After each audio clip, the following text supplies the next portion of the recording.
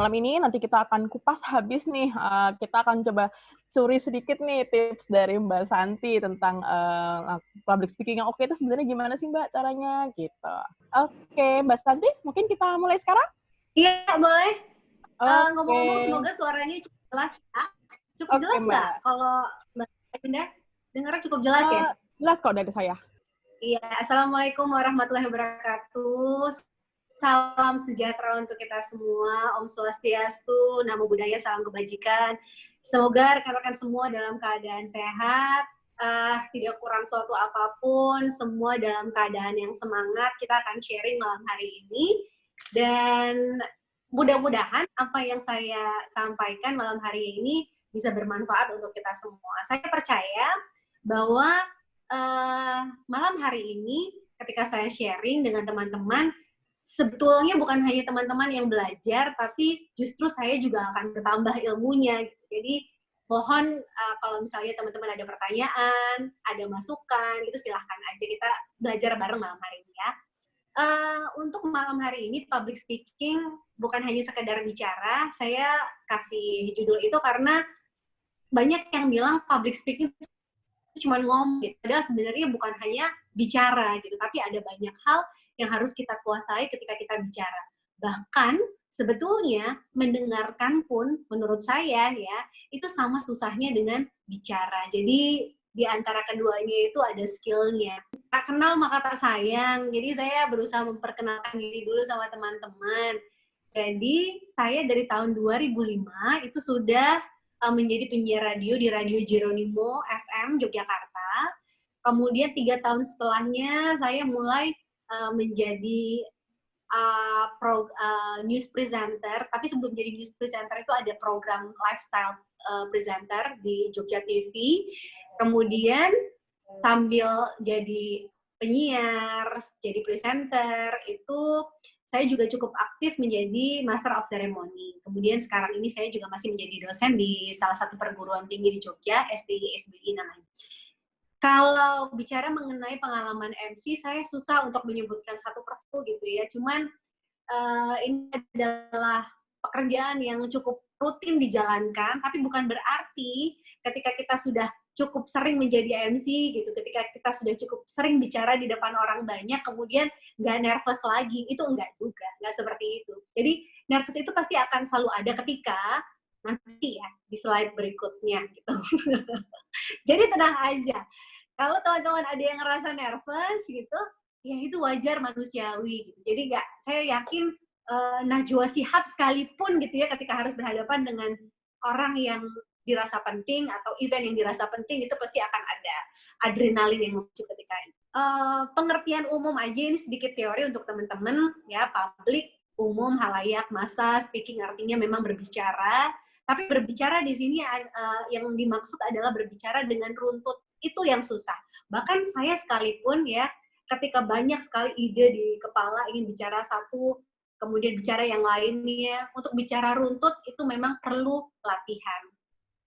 Kemudian public speaking adalah tata cara untuk melakukan bicara di depan umum secara runtut, terencana, dengan tujuan yang jelas gitu.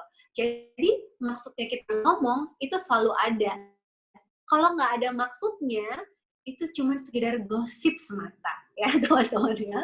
Karena kalau bahas recehan kan kita nggak perlu ini ya, nggak perlu skill public speaking gitu, siapa aja bisa.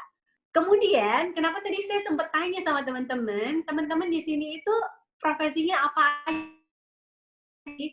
Penting untuk saya mengerti sejauh mana kebutuhan teman-teman semua untuk mengaplikasikan ilmu public speaking. Apakah teman-teman ini adalah seorang orator yang jelas memang butuh intonasi, butuh tata bahasa yang berbeda. Ataukah teman-teman ini seorang presenter, janji program, penyiar, atau semua yang ada kaitannya dengan media massa elektronik gitu ya, disebut dengan presenter. Atau teman-teman seorang motivator. Tadi banyak yang mahasiswa atau pelajar. Jelas ilmu public speaking ini dibutuhkan ketika teman-teman nanti harus berhadapan dengan dosen, dengan teman-teman yang lain, ketika teman-teman diminta untuk presentasi. Tadi dibilang bahwa public speaking adalah berbicara dengan runtut dengan tujuan yang jelas. Tadi saya bilang kalau tujuannya nggak jelas, itu cuman sekedar gosip, bicara receh, gambleh bahasa Jawanya ya, itu bukan. Tujuannya apa sih? Apakah sekedar ingin menginformasikan sesuatu, atau menginfluence seseorang, mempengaruhi seseorang, agar melakukan suatu perilaku atau sikap tertentu. Atau participated in, mengikuti.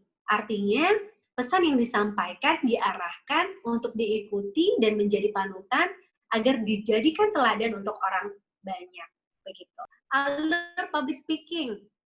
Yang pertama, kita memilih kanal apa? Memilih pesan yang akan disampaikan, canalizing ideas. Kemudian planning design, merancang tata cara penyampaian pesan. Kira-kira kita mau nyampein pesannya itu caranya gimana? Kemudian mapping your route, merencanakan bagian penyampaian pesan. Habis pertama perkenalan, habis itu apa lagi. Kemudian acquiring knowledge, menambahkan isi pesan yang disesuaikan dengan tujuan public speaking. Jadi ketika kita udah bikin ide nih, mau ngomong begini, ketika ada yang perlu ditambahkan, ketika kita baca yang kedua kalinya, mungkin ide itu baru datang. Kemudian, gangguan psikologis public speaker. Ini yang sering sekali jadi hambatan kita kan, ketika kita mau ngomong di depan audience. Yang pertama, fear of the unknown. Jadi kita suka khawatir kalau kita nggak tahu sesuatu. Takut kalau misalnya kita nggak bisa jawab pertanyaan orang. Takut kalau kita nggak bisa menjelaskan dengan pasti. Kemudian, fear of being misunderstood. Takut kalau misalnya ada kesalahpahaman. Ada juga fear of the audience. Khawatir sama yang dengerin kita nih, takut karena ada siapa mungkin yang nonton gitu ya. Yeah. Kemudian fear of oneself. Ini tadi yang termasuk di satu tadi ya, kekhawatiran akan kehadiran seseorang di antara halayak. Salah satunya adalah fear of the audience tadi. Kemudian fear of being inaudible. Kekhawatiran tidak dapat berbicara dengan lugas dan jelas. Jadi inaudible ini lebih ke vokal gitu. Kemudian fear of physical reaction, takut mengalami gangguan saraf atau nervous di sekujur tubuh. Ini sering terjadi sekali lagi. Ada slide talks, bentuk penyampaian pesan dengan menggunakan dukungan visual. Kemudian juga ada the political speech. Ini adalah pidato yang digunakan terutama saat kampanye program. Kemudian ada juga pesan untuk remaja. Biasanya gaya bahasanya harus beda, istilahnya juga agak santai. Sama ketika tadi saya tanya sama Mbak Ayunda ya, hostnya kita, oh ternyata banyak yang mahasiswa nih, jadi saya agak santai gitu ngomongnya. Kemudian ada juga pidato yang dilakukan di depan halayak asing, misalnya ketika business lunch gitu ya, atau jamuan makan malam kenegaraan. Ada juga model public speaking, pemaparan pesan yang biasanya berkaitan dengan kesaksian atas syarat dengan pengalaman rohani ataupun kesaksian pribadi. Ada juga pidato ilmiah, biasanya disampaikan dalam forum ilmiah. Next, lanjut Mbak. Ini cuma jenis-jenis public speaking aja. Judging competitions, menyampaikan putusan penilaian dalam berbagai lomba. Ini juga sering dibutuhkan ya kemampuan ini ya. Misalnya pengumuman lomba 17-an, sebentar lagi, cuman kalau lagi pandemi ini saya nggak tahu deh akan ada 17-an apa enggak ya. Terus ini ketika wedding biasanya ada pidato yang harus kita sampaikan, ada pesan yang harus kita sampaikan juga. Next lagi, debating, pemaparan visi dan misi disertakan dengan mempertahankan tanggung jawab isi pesan. Speaking extempore itu adalah sambutan atau pidato yang dilakukan secara mendadak, biasanya tanpa persiapan sebelumnya. Nah, ini butuh skill yang luar biasa ketika kita harus pidato, ya, tanpa ada persiapan sebelumnya. Jadi, hanya mengeluarkan apa yang ada di kepala. Semakin kita sering berlatih, skill itu akan semakin mudah kita lakukan. Memberikan pengumuman, ya, baik itu di masjid, baik itu di arisan ibu-ibu, baik itu di depan teman-teman. Tadi masih ngomongin soal jenis-jenis public speaking ya. Jadi karena tadi banyak teman-teman yang mahasiswa, artinya ketika di sekolah di kampus harus ngasih pengumuman ke teman-teman, itu juga butuh kemampuan public speaking. Nah, ini adalah ragam kalimat dalam public speaking. Saya bacanya cepat aja gitu karena ada konten di slide selanjutnya yang menurut saya lebih seru. Yang pertama adalah ordinary sentences, yaitu kalimat yang sehari-hari. Ini seperti yang saya lakukan. Kemudian beauty sentences, kalimat yang penuh dengan bunga-bunga, kata, dan juga kata-kata yang indah dan melankolis. Ini biasanya ketika kita MC untuk acara wedding, nah itu sering sekali kita butuh kalimat seperti ini atau beauty sentences. Heroic sentences, kalimat yang penuh semangat ketika diucapkan. Ini orator-orator yang suka demo nih, mahasiswa yang suka ikut demo nih, mungkin butuh heroic sentences seperti ini. Kemudian euphemisme, sentences, kalimat yang dianulir untuk mendapatkan kesan yang lebih sopan, lebih halus dalam bahasa.